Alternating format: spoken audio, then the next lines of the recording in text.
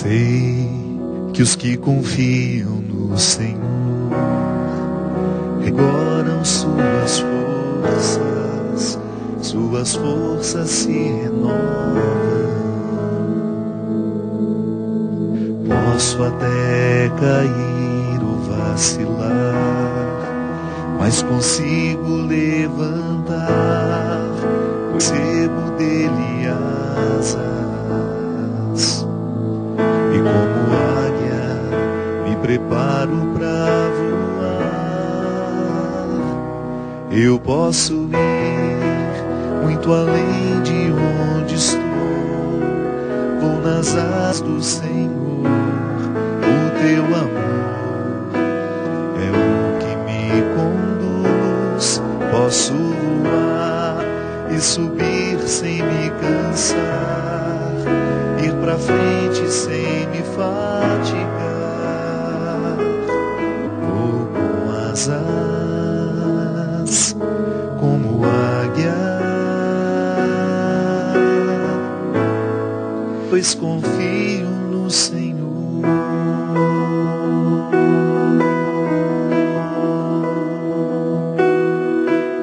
Sei que os que confiam no Senhor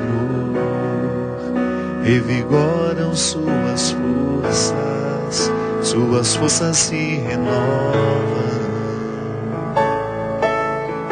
Posso até cair ou vacilar, mas consigo levantar, pois recebo dele asas. E como guia me preparo pra voar. Eu posso ir muito além de onde estou. Vou nas asas do Senhor. O teu amor é o que me conduz. Posso voar e subir sem me cansar, ir pra frente sem me fatigar. Vou com asas como águia.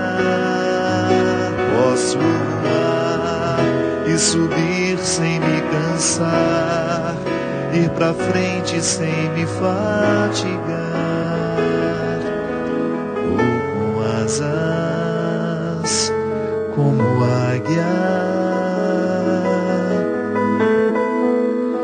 pois confio no Senhor.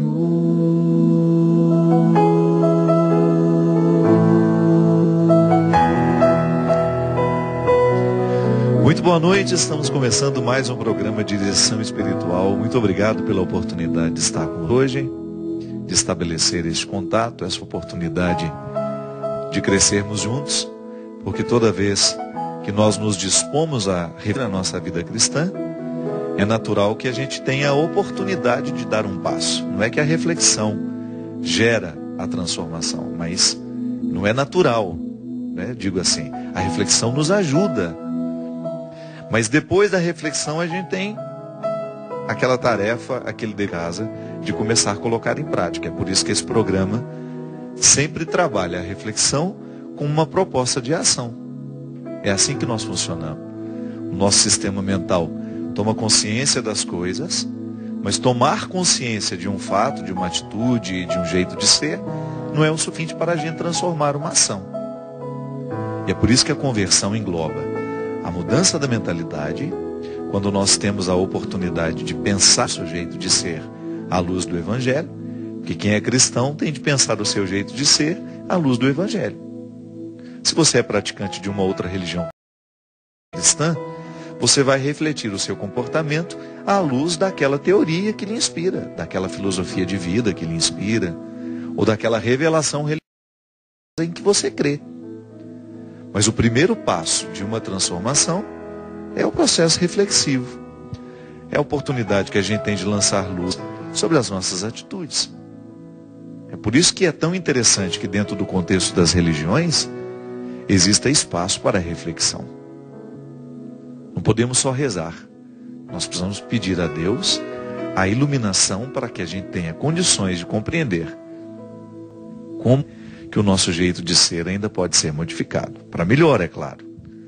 E depois dessa reflexão, a gente parte para a ação. E o programa de espiritual quer ser sempre essa instância reflexiva que nos ajuda a tomar decisões depois. É sempre muito bom, eu tenho a oportunidade de encontrar alguém pelo Brasil afora, por onde vou, que me diz: padre, mudei a minha vida a partir do programa de direção espiritual. Isso é fantástico, a gente saber que Deus utilizou-se desse recurso que somos, de toda essa estrutura que nós temos para o programa acontecer. A própria Canção Nova nos dá esse espaço para estar aqui. É interessante, né, como nós evangelizamos com tantas outras participações, pessoas que vocês não estão vendo nessa hora, mas que estão aqui trabalhando com a gente, cuidando do som, das imagens, da retransmissão. O Christian, que já está comigo, quantos anos juntos já, Christian? 7 anos já, quase. Ou 8, né? Que já vai para 8 anos. Acho que 8 anos a gente faz agora. Pensar que todos nós estamos envolvidos dentro de uma corrente, o principal objetivo é refletir e, a partir dessa reflexão, ter a nossa vida transformada. Eu gosto muito dessa música que cantamos. Ela traz todo o contexto da reflexão de São Paulo a respeito de uma vocação natural do cristão, que é buscar as coisas do alto.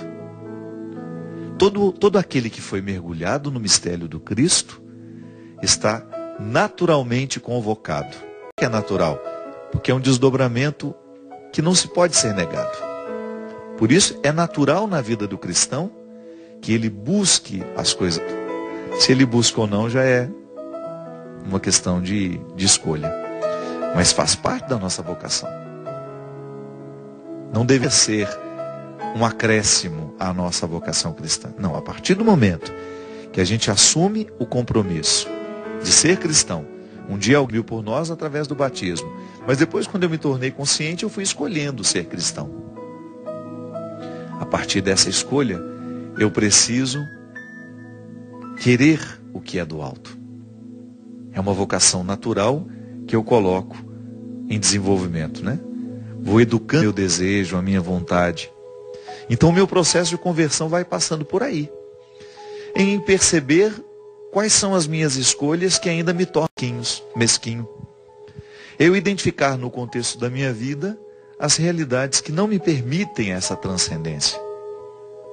Transe, minha gente, é a gente ultrapassar o limite do que é material. É tão necessário isso nos nossos dias. Nós estamos materiais, né? O materialismo que prevalece no mundo. As pessoas são tão ligadas aos bens materiais. Mas é preciso que tenha, porque somos cristãos, a coragem de ultrapassar os limites da matéria. Isso nos ajuda muito a viver a relação com a matéria.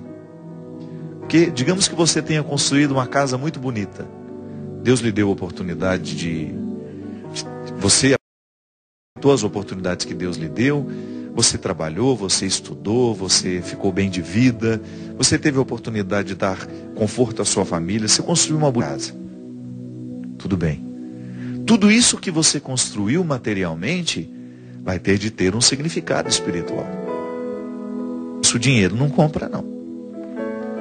É essa vida íntima, essa que acontece aqui dentro do nosso coração, é que faz com que a gente tenha condições de valorizar a matéria do jeito certo, para que ela não nos escravize, para que você tenha o dom de possuir, mas sem ser possuído por aquilo que você possui. Você tem a oportunidade de usufruir do bem e mal, mas de uma maneira muito livre. Isso é transcendência. É quando você olha para todo esse... Por exemplo, essa casa é uma casa bonita, casa de uma amiga nossa, e que, ao meu ver, é uma pessoa que vive um desprendimento muito grande de tudo que materialmente ela tem. Porque Deus faz parte do coração dela. É uma pessoa que não se prende ao que é material. Então essas paredes são bonitas, mas aqui vive que se ama. Aqui as pessoas que frequentam essa casa O clima que prevalece aqui é sempre de fraternidade, de amor, de solidariedade. Então a matéria tem sentido. A casa fica ainda mais bonita do que é. Porque a gente coloca nela um elemento a mais.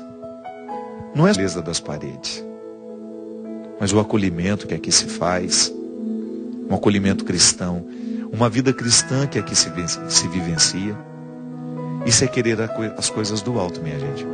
Às vezes a gente acha tão difícil compreender o significado das coisas, as questões religiosas, por exemplo.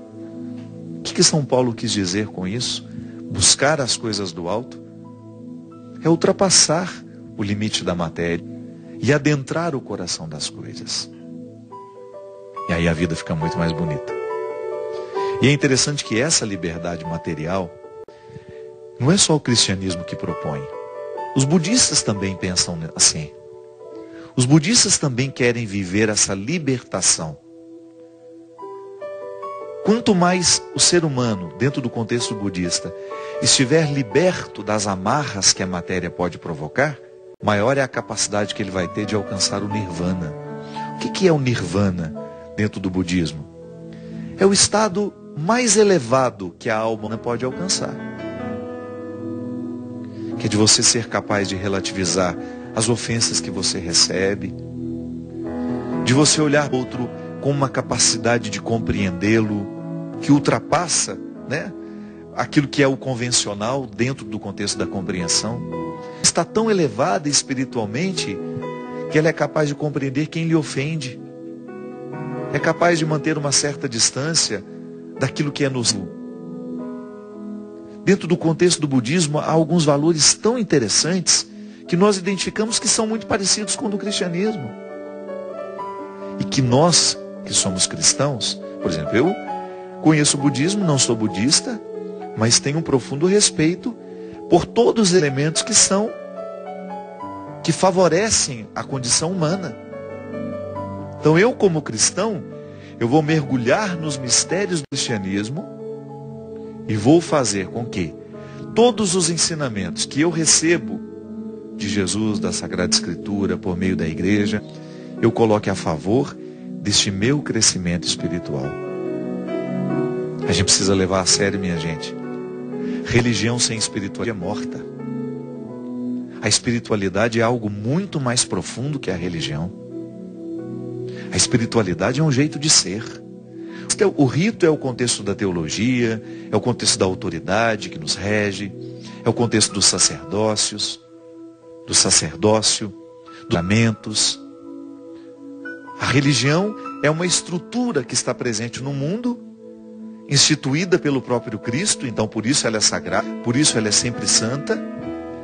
Mas no contexto da religião, do catolicismo de uma maneira muito específica, nós precisamos lá encontrar a razão de tudo isso, que é o caráter que é impresso em cada um de nós pela força dos sacramentos, pela presença do Espírito na história da igreja, nos santificando dia a dia.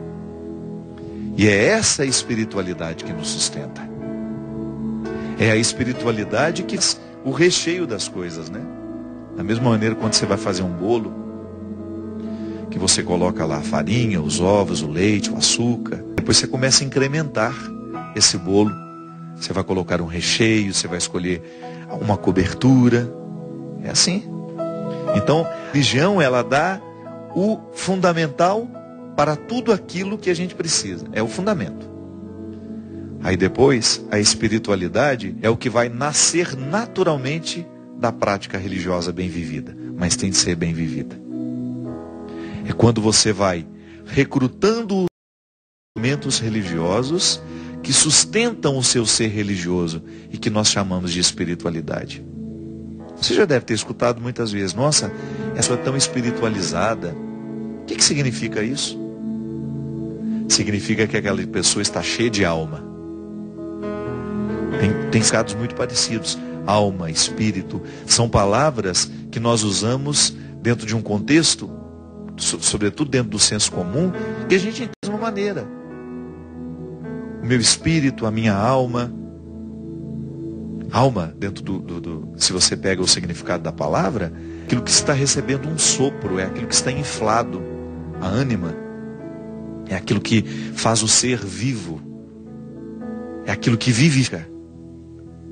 Isso é muito interessante, porque às vezes nós podemos estar vivos, mas não estamos vivificados. Estamos andando por aí, mas nos falta a alma, aquilo que recheia, sabe? Aquilo que faz o acabamento. A espiritualidade é o acabamento da religião. É o momento em que nós já estamos desfrutando de todos os benefícios dos ensinamentos religiosos que nós recebemos. E é por isso que a gente corre o risco de ficarmos religiosos, mas não espiritualizados. Que é quando a gente vai vivendo as obrigações da religião, mas a gente não permite que o rito nos transforme. Não adianta ir à missa, ir ao culto, se não permitir que a missa, que o culto, transforme o seu coração. E que aquele rito, aquela palavra ouvida, aquele sermão que nos foi pronunciado pelo padre, pelo pastor, entre dentro do nosso coração e provoque fruto. Lembra que a gente falava no início? Não basta refletir, tem de ter fruto da reflexão. Porque são dois laços. Estão atadas essas duas realidades. O que eu reflito e o que eu faço com o que eu reflito. Então, a dimensão religiosa esbarra na espiritualidade. A minha prática religiosa precisa gerar em mim a minha espiritualidade. Aquilo que vivifica, aquilo que me mantém em pé, aquilo que traz sentido ao meu cristianismo. Tão interessante, minha gente, quando você recebe os frutos da espiritualidade em você, aí você intensifica ainda mais a sua prática religiosa. Por que às vezes as pessoas param a prática religiosa? É porque não sentem os frutos da espiritualidade. Sabe? Não experimenta a espiritualidade. Chega a conhecer a espiritualidade. Então vai repetindo o rito, repetindo. Aí você vai perdendo a vontade de ir. Você vai perdendo a vontade de praticar, de participar. Agora, se você identifica que o rito religioso provocou dentro de você lição de espiritualidade, você voltou para casa mais inflado, não no sentido de ficar mais orgulhoso, mas com condições de ficar mais em pé. Aqueles bonecos de beira de estrada que você vê nos postos de gasolina, eles são todos inflados, né? Tem um sopro ali por baixo, né? Que fica lá. Para de soprar aí embaixo para você ver o que acontece. Fica uma coisa feia caída no chão. Às vezes a mesma coisa acontece com a gente. Nós ficamos com aqueles bonecos feios de beira de estrada, ainda querendo convencer os outros que vale a pena ir na igreja que a gente vai, o que a gente faz, participar da mesma religião que nós participamos. É o sopro que nos faz ficar em pé. É a espiritualidade que nos faz ficar em pé. Então eu vou lá, participo da igreja, participo do movimento pastoral, tenho a minha pertença religiosa, mas eu, naturalmente, porque faço bem aquilo lá, porque coloco sentido naquilo que dentro, eu vou experimentando os benefícios da minha vida espiritual. Aí no momento que eu estou passando por uma dificuldade na vida, eu sinto os frutos da minha religião em mim. Por quê? É a espiritualidade que nos sustenta no momento da dificuldade. Quando você perde uma pessoa que você ama, quando você tem um rompimento afetivo, uma separação, uma traição, o que nos sustenta nessa hora? É a vida espiritual. É naquela hora que você vai tocar os benefícios de uma vida religiosa bem vivida. Porque você aprendeu a buscar as coisas do alto. Você aprendeu a transcender. Isto é, ultrapassar o limite do que é material. Aí você começa a significar a vida de um jeito muito específico, muito especial, que diferencia um ser humano de todos os outros. Quem tem uma espiritualidade, sim, fica diferente de todos os outros seres humanos. E quanto mais a gente tiver pessoas transformadas, espiritualizadas, maior será a condição que nós vamos ter de transformar o mundo. As estruturas do mundo não serão transformadas por religiosos, serão transformadas por espiritualizados, que já é um segundo passo da experiência religiosa. Não basta ser religioso, não basta se dizer religioso, não basta se dizer praticante de religião tal, de religião essa, aquela. O que vai realmente nos sustentar nesse processo todo é o que daquele processo religioso nós experimentamos na nossa vida e que nós chamamos de espiritualidade. Aí sim, aí nós podemos ir além, nós não vamos ficar presos e errados nos nossos limites, nós vamos ter condições de conviver bem com os nossos vizinhos, com as pessoas que são diferentes de nós, porque a busca está sendo sincera. E uma experiência religiosa bem feita, que se transforma em vida espiritual, alimenta esses dois pontos: amor a Deus e o respeito ao outro ser humano. Sem esses dois polos, minha gente, as religiões não são sérias. É preciso amar a Deus e amar o próximo como a si mesmo. Já diz o nosso primeiro mandamento. O amor a Deus, ele se traduz naturalmente no amor ao ser humano. Jesus nos fala isso. Jesus nos ensina isso. Não é possível amar a Deus se a gente não ama o nosso irmão. E isso só é possível quando a gente é religioso, é quando a gente é espiritualizado pela religião que pratica. A capacidade de amar o outro nos vem pela espiritualidade. Pode ser que você tenha vivido durante muito tempo a sua religião sem permitir que ela provocasse frutos em você, que revestisse a sua história, a sua vida de espiritualidade. Mas nunca é tarde para isso.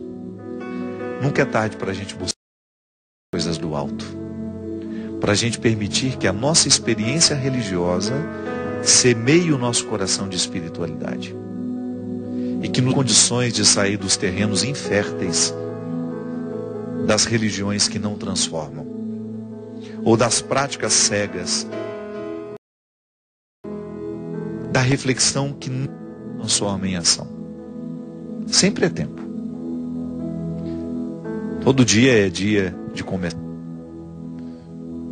de olhar para a nossa experiência religiosa e de fazer com que essa experiência religiosa transforme em frutos espirituais.